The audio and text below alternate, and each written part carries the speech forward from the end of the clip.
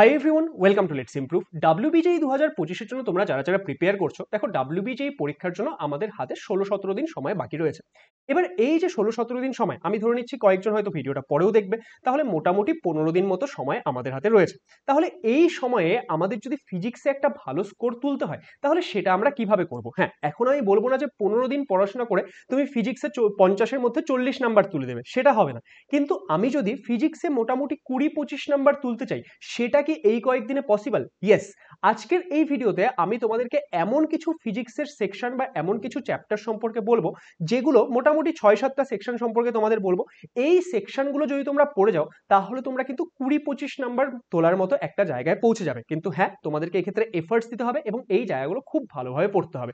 তাহলে চলো আর দেরি না করে আজকের এই ভিডিওটি আমরা স্টার্ট করি। বাই দ্য ওয়ে, তোমরা যারা আমাদের চ্যানেলে নতুন, তাদের জন্য আমি একবার বলে দিই যে আমার নাম সায়ন দাস। এই চ্যানেলে আমি তোমাদের যে ফিজিক্সের বিভিন্ন বিষয়গুলো সেগুলো গাইড করে থাকি।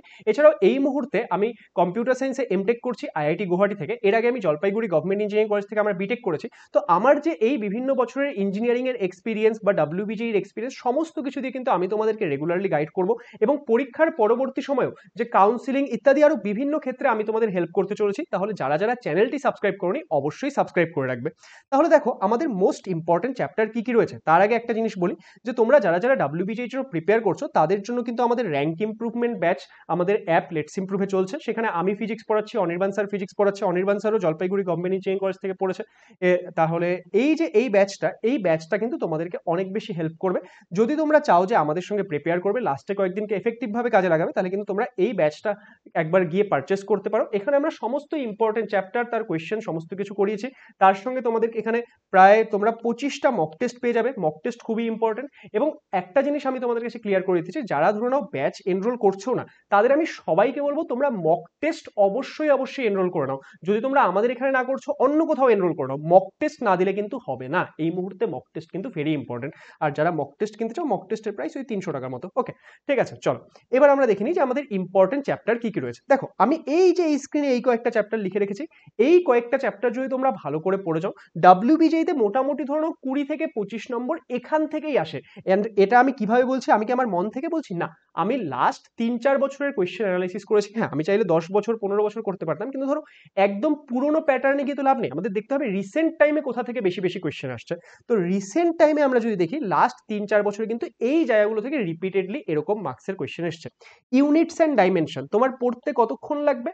খুব বেশি আমি ধরে নিলাম যে তোমার চ্যাপ্টার পড়ে প্র্যাকটিস করতে, সমস্ত কিছু করতে খুব বেশি 4 থেকে 5 ঘন্টা লাগবে। তোমার এখান থেকে 2-3 নাম্বারের কোয়েশ্চেন প্রত্যেক বছর আসে, ঠিক আছে? 2-3 নাম্বারের কোয়েশ্চেন তুমি এখান থেকে প্রত্যেক বছর পেয়ে যাও। ইভেন আমি যদি তোমাকে একদম ক্লিয়ারলি বলি, এখান থেকে 2022-এ 2 নাম্বার এসেছিল, 2023-এ 3 নাম্বার এসেছিল, 2024-এও 3 নাম্বারের কোয়েশ্চেন এসেছিল।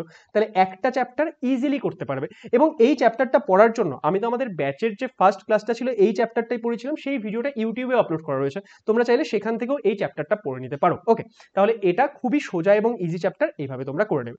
নেক্সট কি, kinematics and Newton's lodge of motion.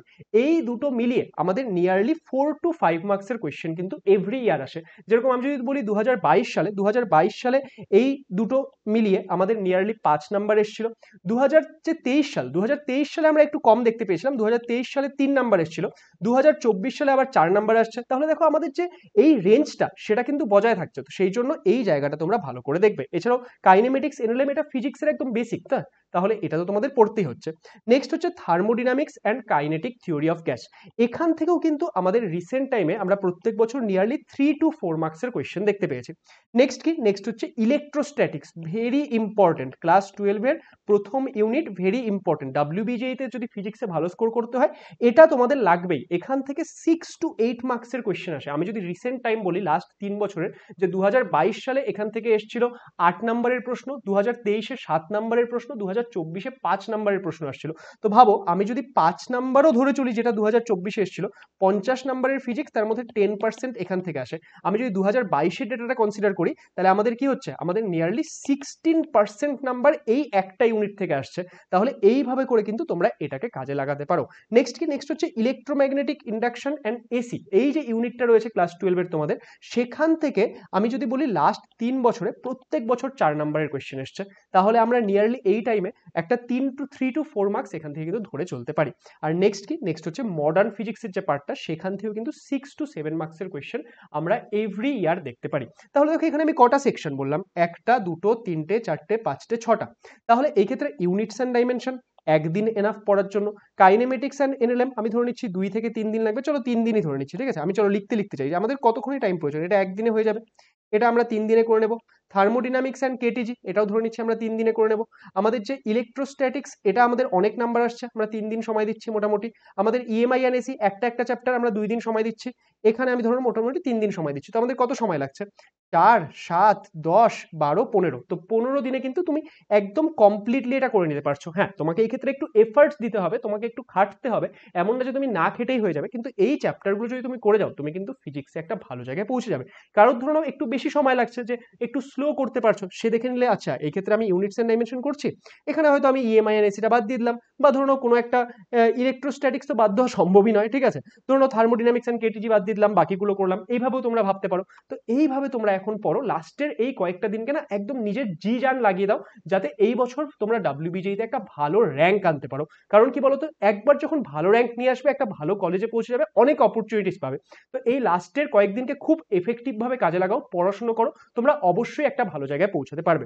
তাহলে আজকের এই ভিডিওটা আমি এখানেই শেষ করছি। আই গেস এটা তোমাদের জন্য হেল্পফুল হবে। ভিডিওটা ভালো লাগলে সেটাকে লাইক করে দিও, বন্ধুদের সঙ্গে শেয়ার করে দিও, এবং আমাদের আপকামিং ভিডিওগুলো দেখার জন্য আমাদের চ্যানেল লেটস ইমপ্রুভকে অবশ্যই সাবস্ক্রাইব করে নিও। Thank you so much.